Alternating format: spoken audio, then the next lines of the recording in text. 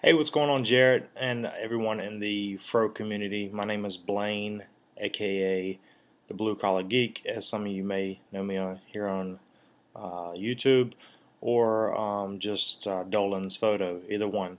I kind of go by about 5 different names, I think. But anyway, just wanted to do a real quick raw edit of the week. I think this is number 70, and of course, I'm using Aperture 3 on my MacBook.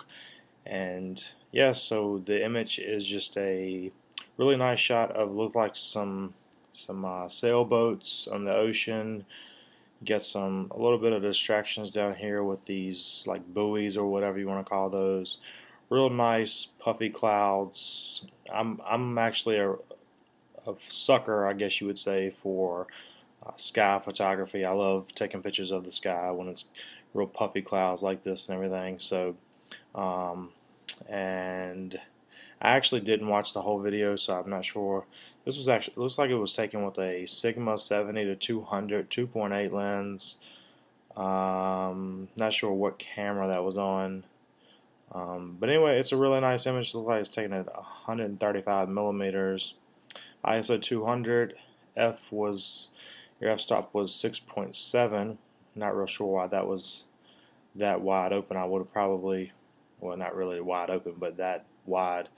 I probably would have had my f-stop at around 11, try to get the full sharpness, although this is a very sharp image, and definitely have enough on your shutter speed. So I could have left it at ISO 200 and gone up with your f-stop and got even a sharper image, but it is what it is, and I'm not here to really critique the picture. My job, I guess, is to do the edit right. So let's go ahead and do that. We'll go to adjustments here in Aperture, and this is actually my first image I'm editing here on my MacBook.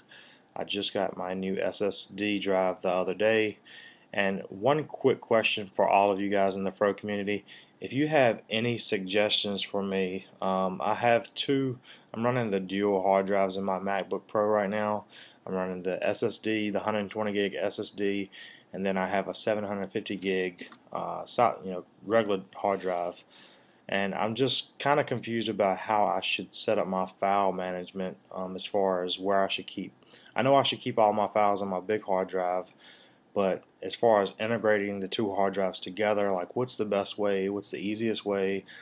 Right now I haven't really put all my files on my big hard drive, so any suggestions you guys might have, you can send me a message on YouTube here, or you can actually send me a tweet or on my Facebook page. I'll put some of that information in the video so you guys can do that, but any information would be greatly appreciated. But anyway, let's go ahead and get to this raw edit real quick. Let's see, the first thing that I would probably do to this, let's go up with the contrast a little bit. Notice I always like to use my I don't really use the slider a lot, although I guess I could, but you can use the more fine adjustment there. Oh, that's a lot. Definitely going to bump the contrast up a lot, I'm pretty sure. Somewhere around like there. And let's go ahead. I'm actually I'm thinking I'm gonna do a crop on this for some reason, and you guys can holler at me and do all that good stuff, but I'm a sucker for 16:9 crops. I don't know why. It looks more like it spreads everything out. It always looks nice to me, so I'm gonna do a 16:9 crop on this, which is, if you put this on a high definition television, it would look, pretty awesome. I actually wanted to get rid of those buoys there, but you know what? I am going to get rid of those buoys, but I'm going to do it a different way, and I'll show you guys how I'm going to do that real quick. So let's go ahead and do that crop before we do that. Crop it down, and instantly I already feel like this image is already better. But I am going to do something real quick, and I'll show you guys how to do it. This, of course, isn't Photoshop. It's Aperture 3, but fortunately, you can do some very powerful things in Aperture, and I'm sure in Lightroom as well. So let's go to Quick Brushes, and we're going to go to, actually we're going to go to Retouch. I'm sorry, it's not in Quick Brushes, it's just the Retouch tool. Go to that, and then we're going to make sure that Clone is checked. we won't clone, and we're gonna increase the radius quite a bit because this isn't really something that's like fine detail. We'll increase the radius. The softness, we're gonna bring that down quite a bit, right around half. And the opacity, I want all the way up because I want this to be, I want it to take full advantage of the clone utility. So the next thing we need to do is option click, and what I always do, I'll option click right around, I know you can't really see my fingers, so I'll kind of try to show you on here, but let's do it like this. So you can see my little arrow here, and what I'll do, I'll go right to the top and I'll option click there. That way when I take my brush, I can take my brush over, over, over, and like in a straight line. That's because the ocean is going more horizontal than it is vertical, and that's kind of the way that you want to do any type of clone like this. You always want to keep with the grain of whatever it is that you're trying to clone, or try to keep with the same, same basic, that. So the same basic direction, that's the word I was looking for. The same basic direction of whatever you're trying to clone is going. So this is going horizontal, so we're going to go horizontal swoops like this and get rid of these buoys right here. So let's go ahead and option click about right there. And then let's see what that does. So there you go, that's pretty easy. We're going to option click right here. Get rid of those. Come back up here and option click again and get rid of that. Let's see, go. And then we'll come right here and option click again and get rid of that. And then we'll come right below this, option click again and get rid of that. And then we'll come down here and option click again and get rid of that one, and that should do it. And that's pretty close.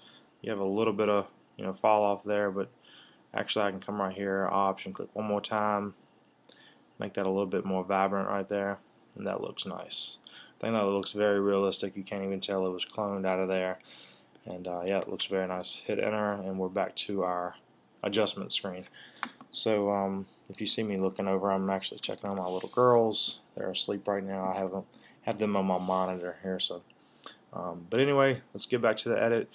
We're going to go back to saturation. We're going to bump that up, get some blue in that sky, make everything look real nice and blue. That's probably too much. Let's bump it down a little bit. Let's see. I don't want to go too high. And you know what I'm going to try?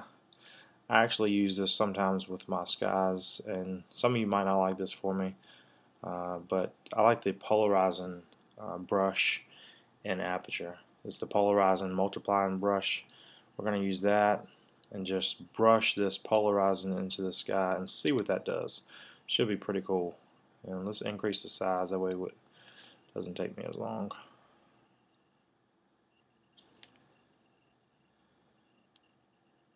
So right away, that looks pretty daggone cool, I think, already. Kind of gives it a little bit more of a stormy look. Instead of just the pretty white clouds, it's more of a stormy look, and I think I'm gonna like that actually. Although I will say, see, the only problem with doing this is that if we do that all the way down, it's not gonna look great. So, well, you know what? Heck, let's just go ahead and just paint it all in, and then I'll go back and erase the part that I don't want painted in, which is probably going to be the sailboats and the water. So let's go back to the erase, and we'll erase some of this. I don't want all this water done like that.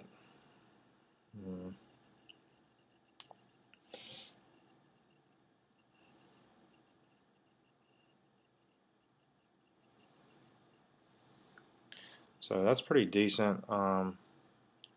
Looks a little bit, manipulated, but I think we can. Let's back down in the strength quite a bit. and go back in here one more time and kind of, whoa, that's not what I wanted to do. Undo that. I'll just hit the Command Z real quick to undo that. And we'll go back down here. I did the same thing. Sorry about that. Let's go back over to the paintbrush. Make sure that's clicked there. And let's see what this does. I just want a real fine there. I don't really like that. That's not really what I was going for. Let's back this down a little bit and up a little bit, and the strength. Let's see what that does.